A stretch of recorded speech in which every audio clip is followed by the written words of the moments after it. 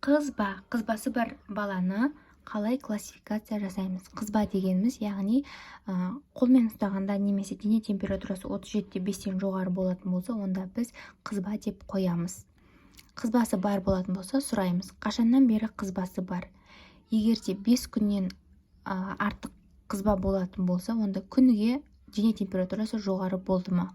Және де соңғы 3 ай ішінде балада қызылша болды ма, жоқ па, соны сұраймыз. Одан кейін қараймыз. Қараған кезде шүйде бұлшық еттерінің ригидтілігін қараймыз, яғни шүйде бұлшық еттері ригидті болып келеді.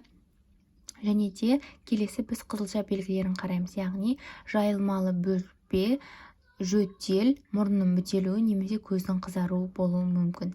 Одан кейін классификация жасаймыз. Жалпы қауіп белгілерінің кез келгені және де шүйде бұлшық еттерінің ригидтілігі болатын болса, онда өте ауыр фебрильді ауру деп диагноз қоямыз. Емі антибиотик береміз, стационарға жібереміз, және де 38,5-тен температурасы жоғары болатын болса, парацетамол береміз. Егер қызбасы 5 күн немесе 5 күннен артық болатын болса, ұзаққа созылған қызба деп диагноз қоямыз.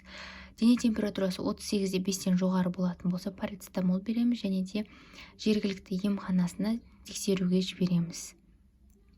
Мынау дәл жаңағыдай классификация жасаймыз, яғни ол пневмония болуы мүмкін, дизентерия, стрептококкофарингит немесе жедел құлақ инфекциясы болуы мүмкін.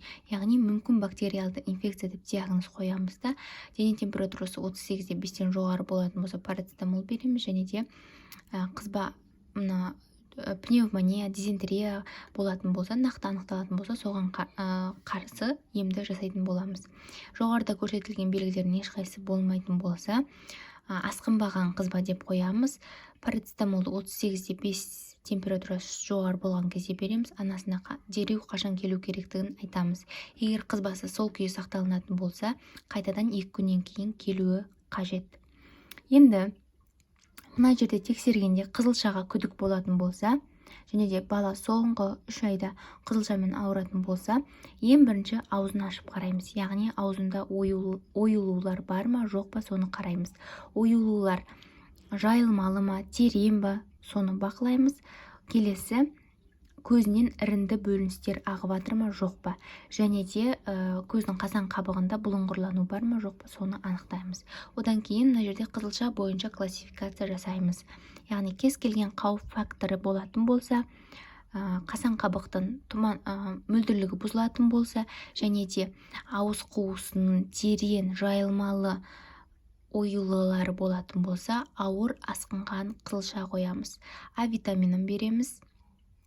Антибактериалды препараттың алғашқы дозасын береміз, және де көзден ірінді бөлініс болатын болса, немесе қасан қабықтың бағанағыдай тұмандануы, бұлттануы болатын болса, онда тетрациклин майзин көзге жағуымыз қажет болады.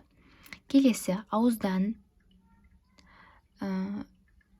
немесе көзден ірінді бөліністер ағып жатса, және де ауыздың оюлары болатын болса, қызылша ауыздың және көздің асқынуымен деген диагноз қоямыз.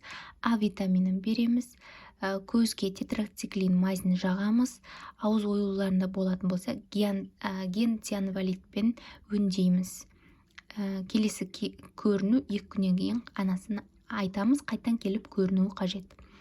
Қызылша диагнозын қоятын болсақ, яғни асқынбаған жай қызылшаның өзін қоятын болсақ, балада қызылша белгісі болса, немесе соңғы 3 айда қызылшамен ауырған болса, онда қызылша диагнозын қойып, А витаминін береміз, қызылшаға сәйкес емді жүргіземіз.